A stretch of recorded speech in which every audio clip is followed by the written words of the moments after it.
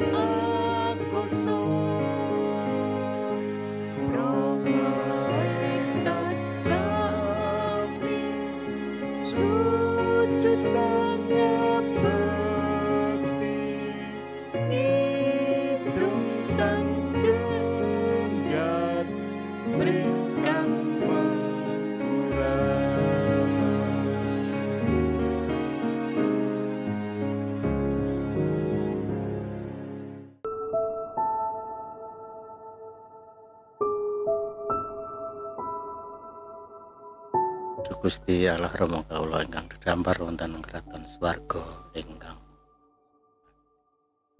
wanci wonten menika Gusti kawula sowan ing ngarsa paduka sami ngaturaken agunging panuwun dene paduka sampun ngrimati gesang kawula saben dintenipun lan paduka kembalaken ing wanci menika kanthi kepaing kawilujengan. Gusti ing wanci menika kawula sami badhe memuji saha ngluraken asma paduka menapa malih mirengaken sabda pangandika paduka ingkang suci. Mugi paduka kersa rawuh wonten ing sak tengah-tengah kawula. Roh suci paduka madangi dhateng gesang kawula sami. Gusti sekadahing dosa saha karepatan kawula ingkang saben dinten kawula damel mugi paduka paringi sih pangapunten wonten ing asmanipun Gusti kawula Yesus Kristus kawula sampun ndedonga amin. Brayat ingkang kinasih sumangga kita ngrepakaken kidung pasamuan Jawi nomor 52 gangsal padha sepisan dumugi pada ingkang kaping 3 aneng ngarsane Gusti.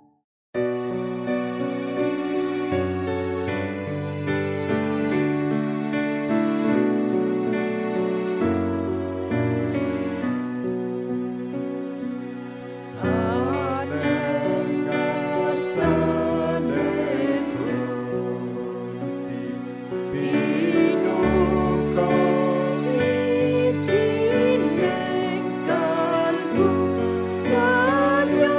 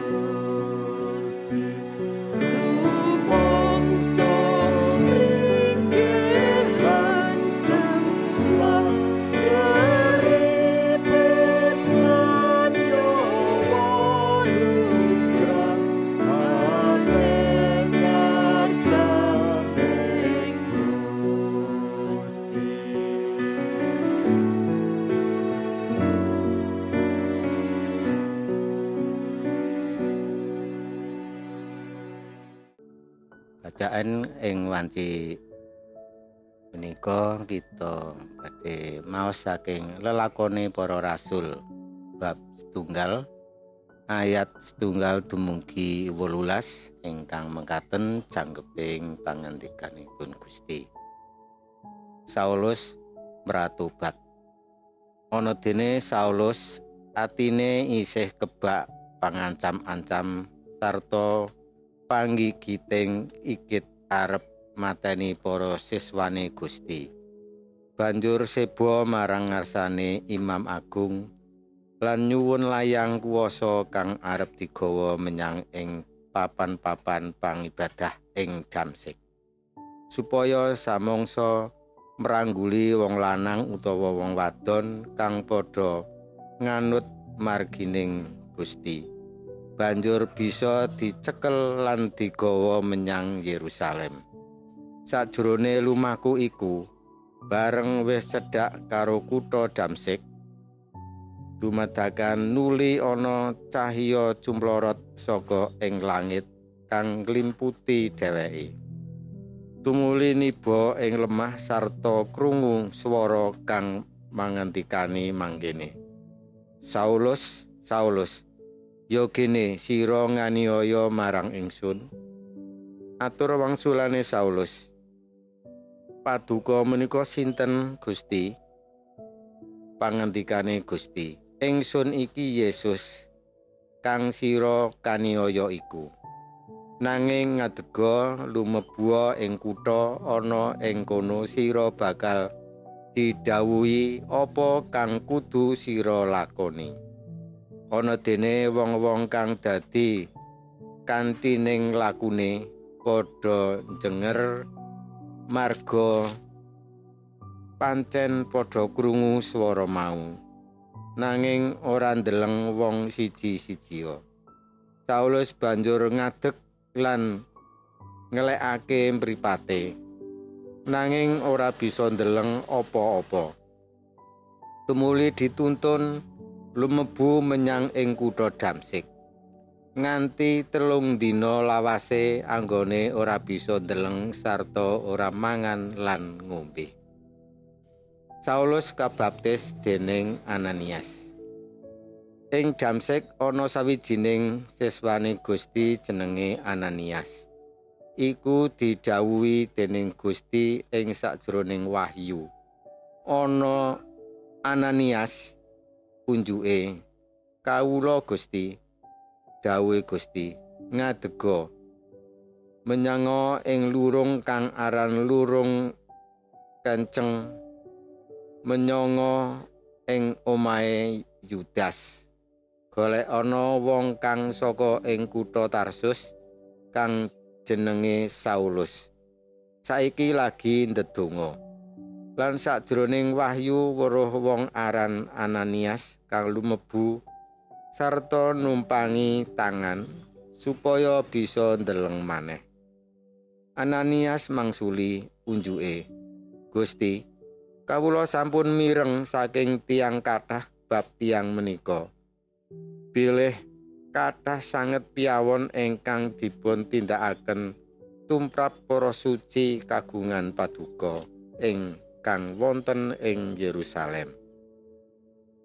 Saha anggenipun mriki menika kalayan mundi panguwaos saking para pangajenging imam kangge nyepengi sedaya tiyang ingkang nyebut asma paduka. Ewadene Gusti ngandika, wis sira mangkata jalaran wong iki piranti pilihaning sun kanggo martakake asmaningsun marang bangsa-bangsa liya sarta para raja lan wong-wong Israel. Ingsun piyambak bakal nuduhake marang dheweke sepira kaing kasangsaran kang bakal kasandang awit saka asmaningsun. Ananias tumuli mangkat mbrono lan lumebu ing omah kono. Saulus banjur ditumpangi tangan sarta tembunge, Saulus, sadulurku, Gusti Yesus kang wis ngatingal marang kowe ana ing dalan kang kok liwati iku ngutus aku marani kowe supaya kowe bisa ndeleng maneh lan kapenuhan ing Roh Suci.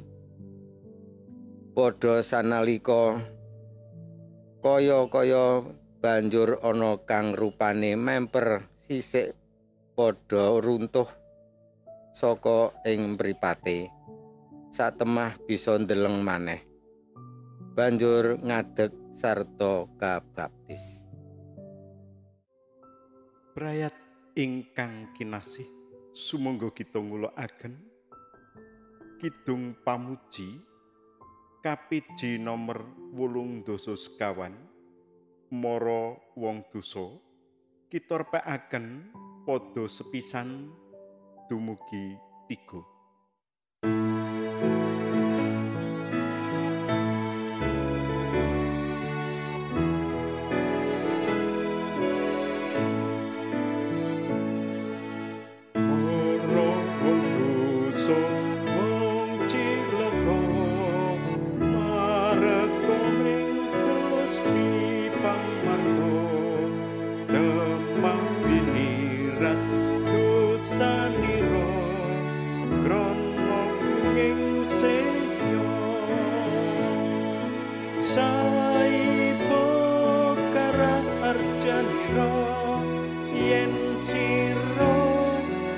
Manjing pracaya sinung bejo ing gesangira buwal sing antara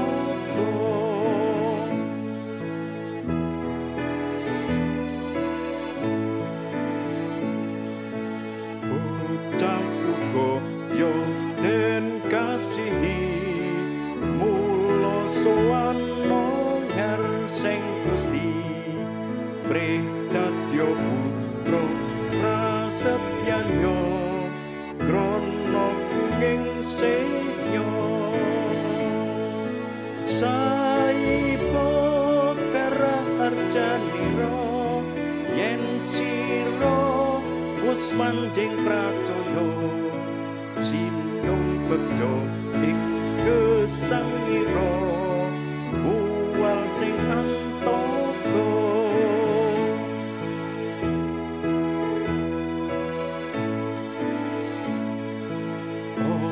semoyo yo marga wetan ngerti praptaning pati Gusti ngambyo mring tobatira krana sing rahmatnya saipo karaharjanira yen sira wis manjing prasaya sinung bejo ing gesangira buwal sing antara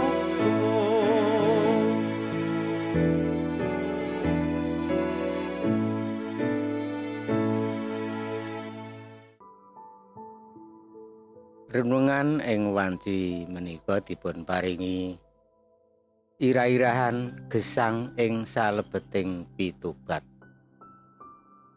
Rasul Paulus menika estunipun tiyang Yahudi ingkang lair wonten ing kitha Tarsus. Kinten-kinten piyambakipun lair ing taun-taun wiwitan ing abad sepisan. Inggih menika ing antawisipun gangsal dumugi 10 taun saksampunipun Gusti Yesus miyos. Sewawunipun nama Saulus saking suku Benyamin lan dados anggotaning golongan Farisi ingkang ndarbeni watak lan paugeran kaku ing salebeting agami Yahudi. Mila Rasul Paulus ugi nggadahi sikep sentimen dumateng agami ingkang dipun ugemi. Kados dene warga masyarakat Yahudi umumipun. Saulus mboten saged nampeni wawasan kapitadosanipun para pandherekipun Yesus Kristus tiyang Nazaret ingkang ngakeni bilih Yesus Kristus menika pinitados dados Sang Mesih.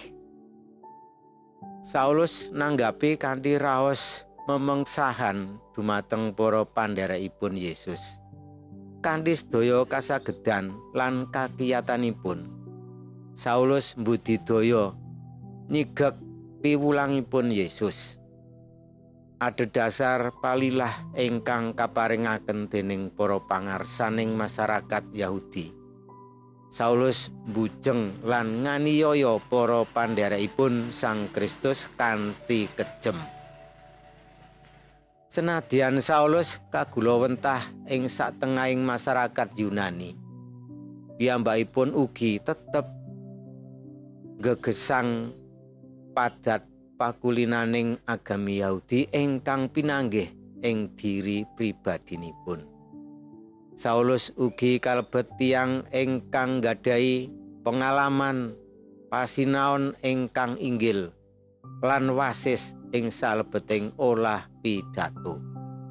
Pengalaman pribadi ingkang dados jalaran dumadinipun ewah-ewaning gesang pribadinipun inggih menika anggenipun pinanggih kalian Yesus ingkang katangekaken saking antawisipun tiyang pejah nalikanipun nembe lumampah tumuju dhateng Damsik. Ing salebeting lampah kala wau, saderengipun lumebet ing kitha, Saulus pinanggih kalian Yesus ingkang sawaunipun sampun kaaniaya. Wiwitanipun Saulus lumebet kitha Damsik kanthi ngugalaken dadanipun saperlu nyepengi lan nganiaya tiang-tiang ingkang ngambah marginipun Gusti. Nanging sakmangke piyambakipun kedah lumebet dhateng kitha kanthi pitulunganipun tiang sanes, awit piyambakipun dados wuta. Éramipun Gusti kepareng ngagem tiyang ingkang mestinipun badhe dados kurbanipun Saulus, malah lajeng dados juru pitulungipun Saulus ingkang wuta menika. Inggih pepanggihanipun kalian Gusti menika ingkang estunipun dados pambrek anggenipun masrahaken gesangipun dados rasulipun Gusti. Lelampahan menika sampun kuwawi malik gesangipun Saulus kanthi temen-temen ingkang sawaunipun badhe nganiaya para pandharipun Sang Kristus, samangke malik dados rasulipun Gusti. Malah boten namung menika kemawon, piyambakipun malah martosaken bab Gusti Yesus ing pundia panggenan. Lelampahanipun Saulus ingkang mekaten menika ndadosaken éramipun tiyang kathah. Saulus ingkang sawaunipun dados juru panganiaya para pandherekipun Sang Kristus, samangke kapiji dados utusanipun ingkang tansah martosaken bab Gusti Yesus. Pancen pitobat menika sawetahipun mujudaken peparing lan pakaryanipun Allah piyambak dumateng manungsa. Saulus piyambak boten nate ngrancang pitobatipun piyambak. Saksampunipun sacara pribadi pinanggih kalian Gusti ingkang sampun wungu saking antawisipun tiyang pejah. Piyambakipun inggih lajeng ngalami ewah-ewahaning gesang ingkang ageng. Katimbalan dados pandherekipun Sang Kristus, ateges katimbalan kangge mratobat. Nalika sacara pribadi kita sami pinanggih kalian Sang Kristus, mila kita mestinipun ugi nglampahi gesang tumuju ing kasainan ingkang linakung. Ewah-ewahaning gesang ingkang lair saking pitobat sanes namung ewah-ewahan saperanganing gesang kemawon. Nanging ewah-ewahan gesang sawetahipun saking gesang ingkang kawengku ing dosa. Ewah dados gesang ingkang kebak raos setya tuhu dumateng Allah. Menika saged kawujudaken sarana anggen kita ngewahi adat pakulinan ingkang awon, ingkang boten dados renaning kalihipun Gusti. Menapa tiang-tiang ingkang sampun pitados dumateng Gusti Yesus ugi perlu mratobat. Sanadyan sampun dados kagunganipun Sang Kristus, umatipun Gusti taksih saged dumawah ing dosa. Inggih karana mekaten mila Sang Roh Suci anyarengi gesang kita supados tansah nglengganani kawontenan kita ingkang ringkih menika. Suwantenipun Sang Roh Suci mesti badhe ndadosaken manungsa ingkang gesang ing salebeting dosa rumaos naloksa. Mekaten ugi tiyang ingkang sami nalangsani dosanipun ugi badhe mirengaken Sepisan dumugi ingkang kaping 3, aku tan nate mangerti.